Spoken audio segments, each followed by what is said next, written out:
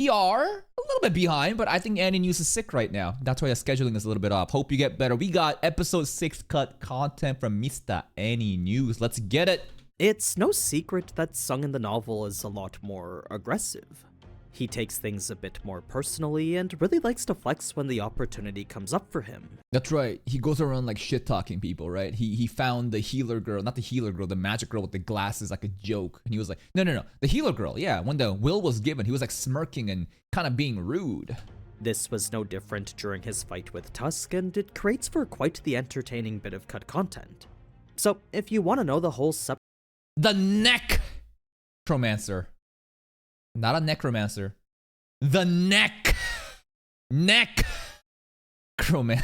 Okay, I'll give it up. separate mission Sung was fighting for here, stick around as it's some of the most petty stuff we've seen from him yet. Let's go, petty! There was also plenty more to the fight surrounding it.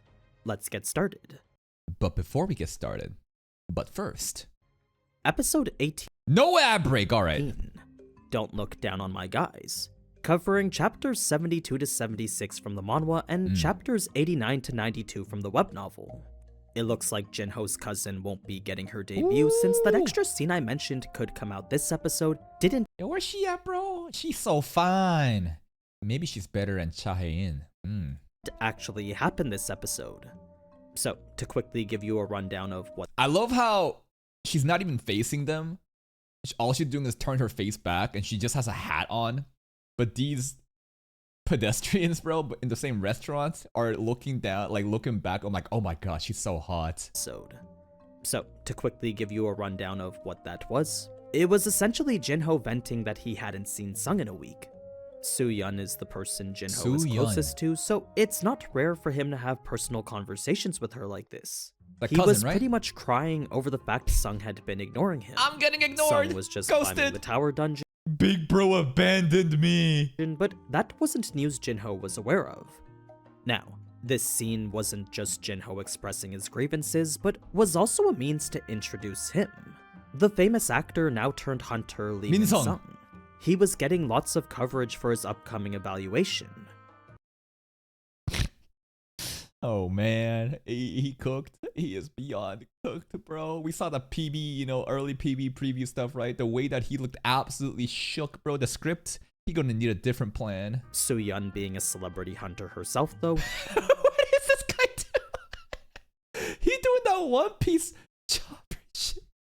One Piece chopsticks. What the? There's some party tricks. You put the chopsticks on your fucking nose. Put them out, and you just drink. They having a great time, bro. They're having the time of their lives. Already knew this was nothing more than for show.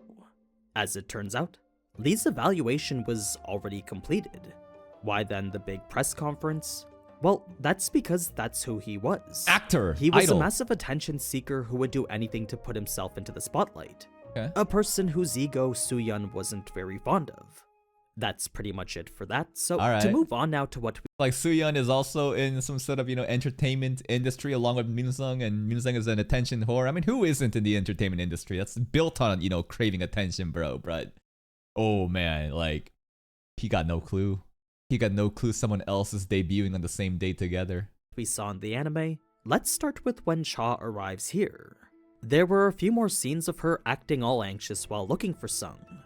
At first, she didn't really want anyone knowing why she was here, so for a solid amount of time, she kinda just hung out around the back. She's so She awkward. would scout the miners and try to see if she could find Sung herself. It was when Sung didn't show up, though, that's when she decided she would wait for him. Okay. 1 minute would turn to 3, then 5 would turn to 15, eventually leading Cha to get dejected and leave. Such a feeling only lasted for a short couple of steps, though, You waited since 15 before she could minutes! even leave the site, Cha would quickly turn around and wait some more. It was only after all that waiting that Cha would finally ask about Sung. Bro, she is super awkward, huh? I think Chae-in is like the perfect representation of like the hot girl, the popular girl that you would stereotypically think would be so in vain, so superficial, and like basically like Lee Min-sung, hangs around with the hottest guys, wears the fanciest clothes, goes to the most popular places. But bro, sometimes the hottest girls, bro, they just normal. They just kind of boring. They just kind of really simple. And Hayden is like that. That's like, whoa, what do you mean? Like you think that just because a girl looks like that you're gonna assume like the absolute worst ever, but not her, man. She's just kind of a simple, awkward girl. This is where Cha would come to the conclusion Sung was far too suspicious, since even if she set aside the fact he magically found the boss room while getting lost, it's the fact he did get lost that doesn't make sense to her. I mean, Sung is a 4-year veteran after all. His actions here just didn't line up with someone who should have all that experience under And the his dagger belt. too. That's why she felt the need to go in after him. Also, it's funny. 4 years veteran experience as an E rank hunter, bro. What the fuck does that really amount to? She needed to know what it was Sung wanted with the Hunters Guild. To go in without a weapon was unimaginable though, and it was a lot more cute in the manhwa when Cha had to double back and take the pickings. It was. But minus aura, right? In the webtoon. Because you can't have the chibi slice of life moments. And this guy also looks hilarious with a smile like that too right now. This brings us now to inside the dungeon, where the full unrestrained aura of Tusk would be revealed to them. The manhwa exhibits this with panels of them dying, likely to highlight how easy it would be for Tusk to just kill them here. Oh. It still was. The aura looked like bullets, right? Look at these circular parts. Almost like he's just getting absolutely penetrated. It still wasn't enough to break Ki-hoon's spirit though, as the moment he saw Tusk distracted by Sung, that's when Ki-hoon would pounce, thinking it was a good opportunity to strike. For a second, he actually believed it worked too, since his first few steps were met by zero reaction whatsoever. Like, with none of Tusk's guards even making a move to intercept him, got that close? Ki-hoon truly felt like he lucked out here. In actuality, Tusk was simply accepting Ki-hoon as the first volunteer, leading to the beatdown we saw in the anime. Elevator time. The part of it we didn't see though was the resilience of Ki-hoon to keep fighting through all of it. You see, even after getting tossed up and down 5 times over, Ki-hoon still hadn't let go of his sword yet. Damn. He kept holding on because he refused to give up. Got the death Despite grip. being up against such overwhelming power, Ki-hoon still wanted to fight anyway. So it was after getting tossed 4 more times after. Man, Ki-hoon in the manhwa just looks so done here. In the anime, of course, he was also brutalized, but the lack of like coloring on his face, the pale grayish look, man, that really sells how fucked he was. After that's when Sung would step in to save him. He would then ask the question he'd been patiently waiting for, all while mimicking Tusk's attack on Tusk's own guard. The thing about Sung's attack though is that the way he did it was far more aggressive than the way Tusk did it. More he elevator? would bounce the guard up and down like he was a basketball, Oh. having him hit the floor and ceiling way harder and faster than how Ki-hoon got it. He flexing on Tusk. This made accepting Sung's request a whole lot easier because it was at this moment that Ki-hoon was angry. He was angry at himself for being toyed with and angry at the monsters for toying with him. It's not your So fault, bro. it didn't matter who it was that was asking him. If they could put a stop to what him and his strike squad was going through, Ki-hoon was happy to accept help from anyone. Okay. It was the exact vulnerable mindset that Sung was waiting for. Now, Vulnerable mindset. Sounds like Jimmu was preying on them. I don't know if it was the way Tusk treated Ki-hoon or it was his comments calling Sung's abilities tricks, but the moment Sung got permission to attack, he became so much colder in his approach to everything. Before, he never really cared about the monsters he killed, but this was the first time he wanted to slice one up badly. It was personal, man.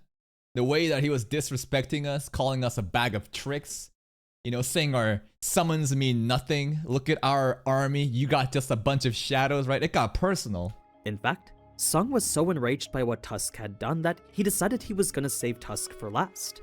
Since he was clearly capable of understanding enjoyment, Sung wanted to see if he could make him feel fear as well.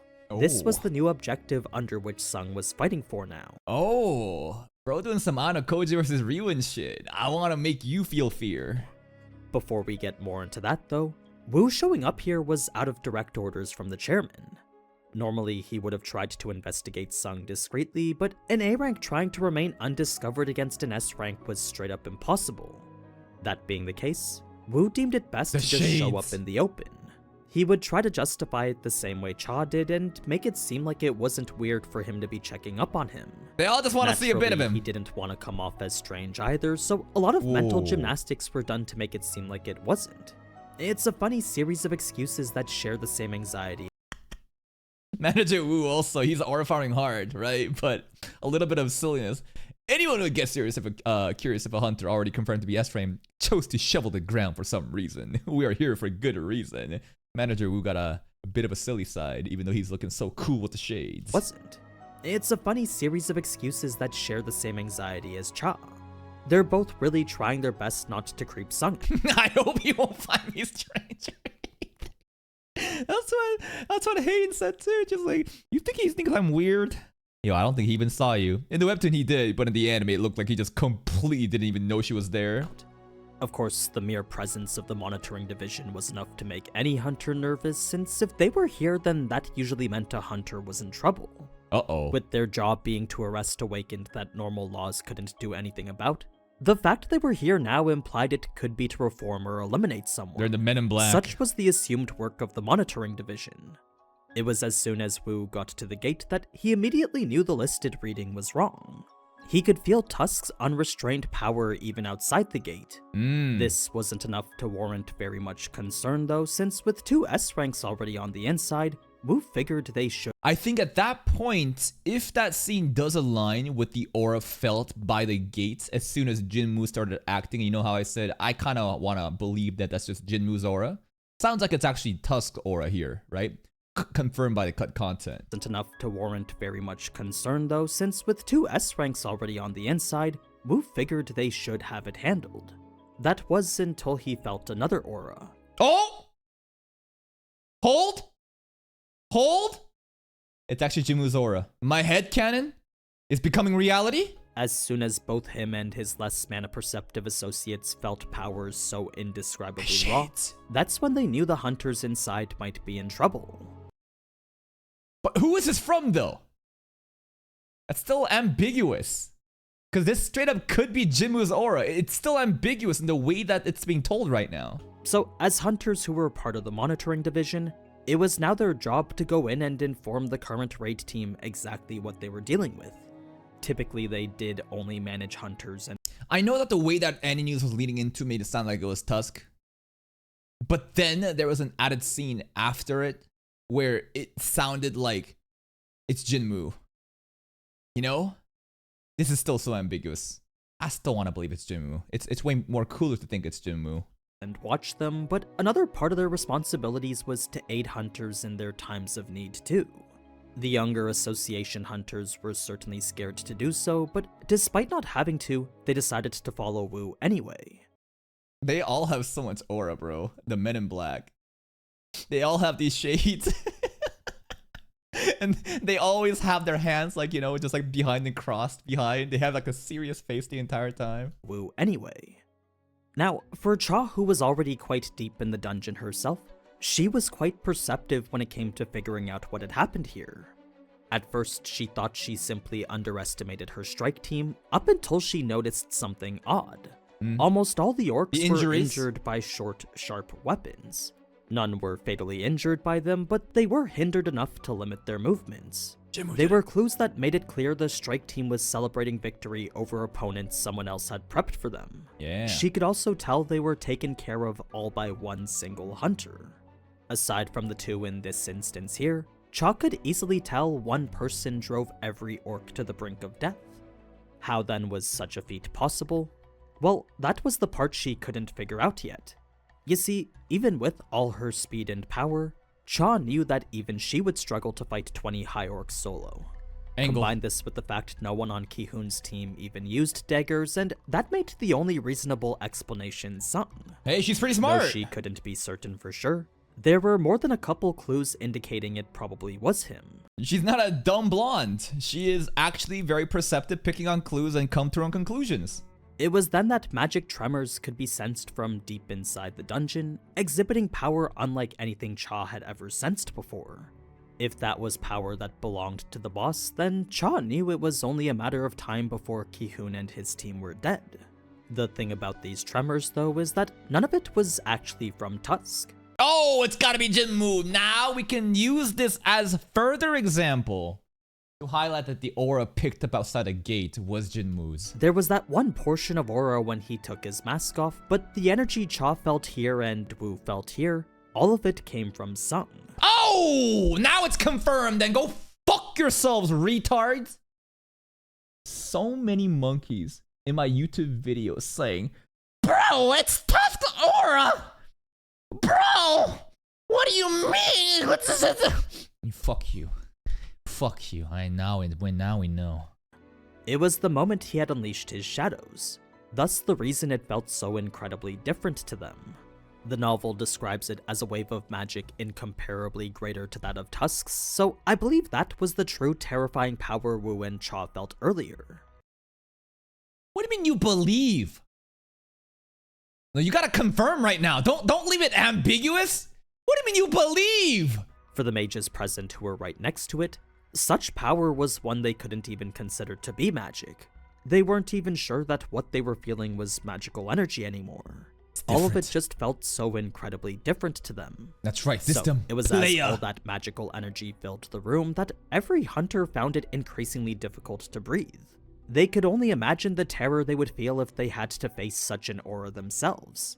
Luckily they didn't, but for the high orc warriors who did, these monsters known for their bravery began to back up a bit. They knew they were Though fucked. it was 50 against 1. Wow, there is so many orcs here.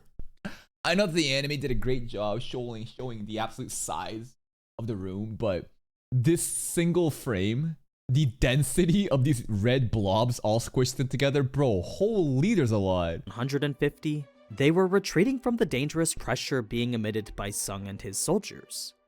Now, when it came to the massacre itself, if you're wondering what exactly about Sung reminded the others of Cha, it was the way she jumped into battle and swiftly cut down monsters like she was performing some high-tempo dance routine. Yo, we could be like couple dancing, killing monsters. We could be the dancers.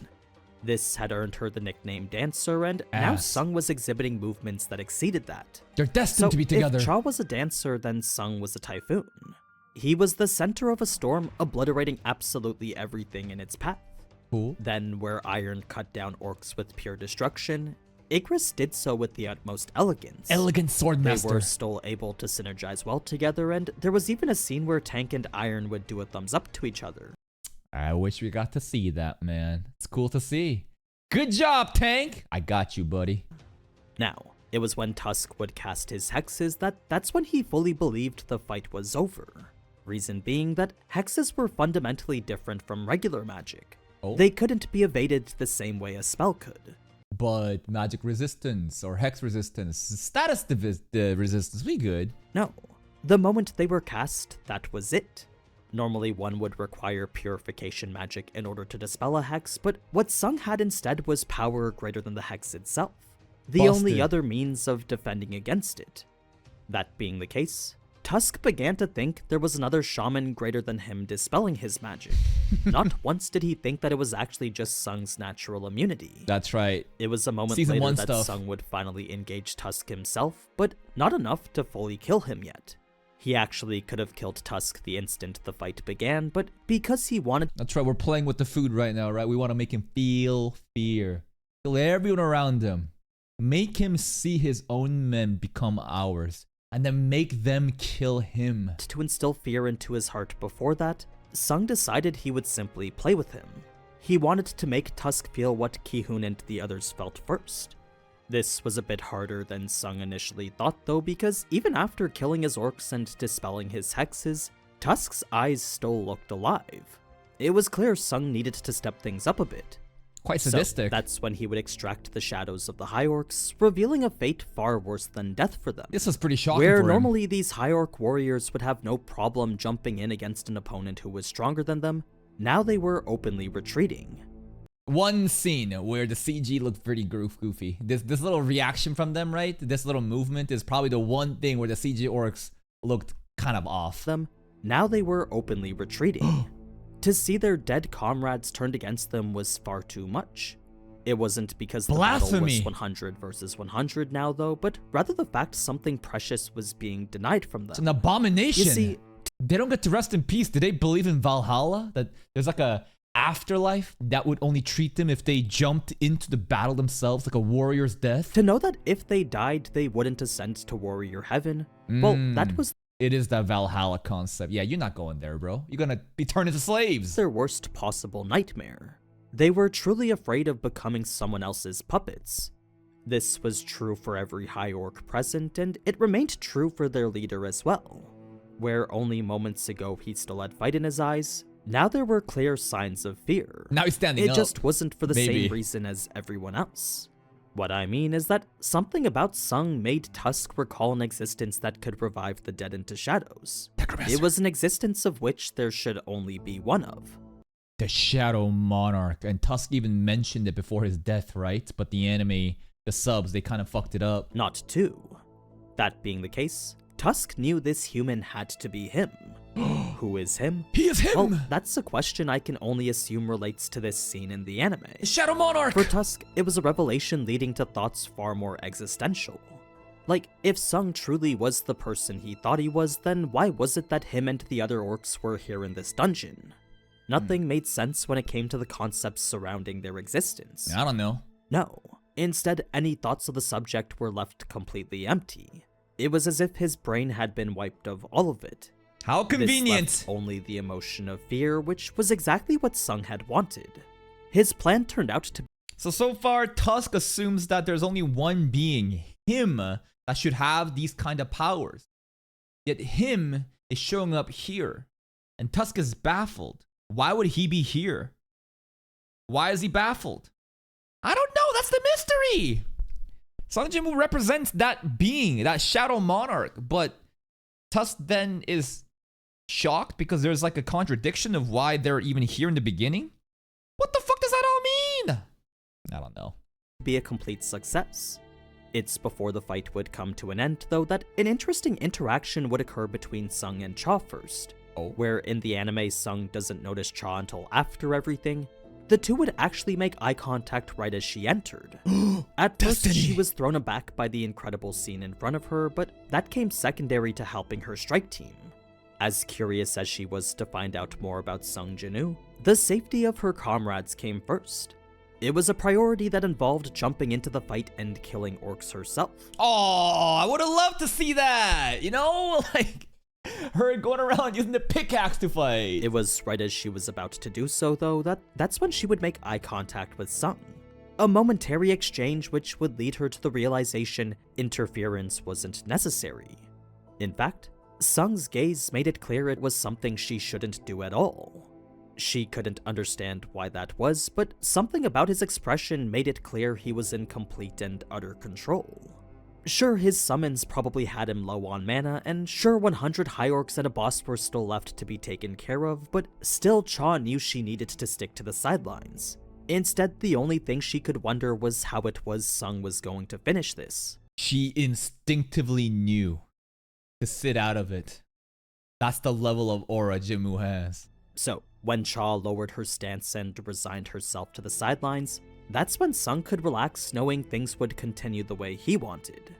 With all the work he had put in to get to this point, it would have been a real shame for Cha to step in and ruin all that. Like, the man had even waited for Ki-hoon to drop his sword here, also he could be absolutely certain Ki-hoon would answer the question the way he wanted him to. This makes Jin-woo sound like a fucking maniac. An absolute sociopath. This some Ana Koji shit again. Yo! Karuizawa K is getting bullied. Should we step in? Nah. Nah. Chill, bro. Chill. Let's wait a little bit more. We need her to be absolutely broken down. We need Ki-hoon to be absolutely broken down to answer the way that I want him to. He had suppressed his urge to kill the shaman from the very beginning because the most important thing was getting permission. Sung wanted everything and he went to great lengths to secure it. So, to know Cha would let him continue with what he worked so hard to earn, well, that was incredibly relieving. The source material really makes him seem like an evil ass dude, huh? But in the anime, I think that no one really had that that assumption. In the anime, Jin-woo seemed like a dude that was basically stepping in to be the hero and save everybody. he could focus solely on the fight knowing no one was going to interrupt him. It's a pretty big difference from how it goes down in the anime, since despite Sung knowing an S rank is watching him, he still proceeds to fight with his entire army anyway. He even makes a conscious effort to make a show out of it. This, I think, highlights best the core difference between the Sungs of each medium, because you can see exactly where their mindsets are at. Because like there's the web novel, right? The actual like manhwa, but before that there's another like source material, right? And that is the really ruthless part. So you can kind of think of it like ReZero as well, right? The ReZero has, it has a web novel, which is like the quote unquote draft where a lot of things does happen, but doesn't really make it into the light novel. And the light novel is the actually true source material. And then there's the anime medium. So there's like basically 3 separate mediums. One's completely focused on business, while the other has room to flex and even play around a bit. Now, though in the anime it was the generals which finished the fight for him, in the novel all it took was a single punch. Tusk would ask if Sung still found things amusing, to which Sung would simply reply yes. It was a cold one-liner which showed Sung never took the fight seriously to begin with. Yes, it is. In the end, Sung would gain 2 whole levels, acquire a brand new shadow ranking above Igris and Iron at the Elite Knight level. I don't know how I feel about that. You just got fucking power crap, but hey, we got an Elite Knight now. Will then also be able to store up to 127 shadows now. Nice. If you're wondering why Tusk was easier to acquire than Baruka, well, it's implied the success rate of extraction was dependent on the target strength compared to Sung. That means that Sung has grown so much more since, episode 2 of season 2. So, since Baruka was a 3v1 Sung barely won, it makes sense then that his shadow would be harder to extract. Yeah, and then we had a huge montage of farming, EXP in the Demon Castle, so clearly he's way better, and at this point he could have easily have taken Baruka. Now, it was while Sung was being escorted back that he would actually ask why Wu was doing this. Wu would respond by asking if he was planning to join. Where did he get the other shades from? Because in the webtoon, bro, his shades got shattered through Sung's aura. He just has backups. He's like, yep, here's the backup shades. I knew I was ready, with the backups. The Hunters Guild? A question to which he already knew the answer to, but needed to ask anyway since it was the best way to identify the mistakes Sung just made. What I mean is that by exhibiting above S-rank powers in front of employees of the largest and wealthiest guild in the entire country, Sung had just opened himself up to more of the annoyances he hated. His actions contradicted what he said he wanted earlier. This was a point Sung unfortunately couldn't help but agree with, since there was no telling what length the Hunters Guild would go to secure another S-rank hunter. Luckily, the association's interests lined up with Sung, so at the very least, the two could work together to avoid situations like this. It was before leaving that Ki-hoon would run up to thank Sung personally, because from his perspective, he had essentially saved them for nothing. Not only did he request 0 compensation for his heroic efforts, but he also risked revealing his identity, which the association clearly wanted to keep hidden. But we got so much out of it. We got so much EXP. We finally got an appropriate user for the Eye of Avarice, Elite Knight rank. Bro, our army got better, stronger, great. That being the case, it would have been wrong for Ki-hoon not to thank Sung properly. He also felt personally grateful. Like, we manipulated him so that we could get all the benefits of clearing out this dungeon boss room by ourselves. And Ki-hoon bows and says thank you. And Jim was like, damn, bro, you got no clue. After Sung had killed that one general using the same method he was tortured with. Sung would then get one last dig on the healer girl before leaving, confirming my assumption that he really just doesn't like her for some reason. Oh. Cha yeah, he was shitting on her, bro, before. He was like almost like smirking and laughing in last episode's cut content. Would be the only one not getting to say what she wanted, since where she just wanted to ask to talk later, she wasn't even able to get his number. Bro's a menace. She felt if she asked, then her intentions might be misunderstood a bit. What intentions? What intentions would be misunderstood of her asking for his number? Because I feel like the intention from the beginning is thirst. I think she's down bad for him. What's her other intention, bro?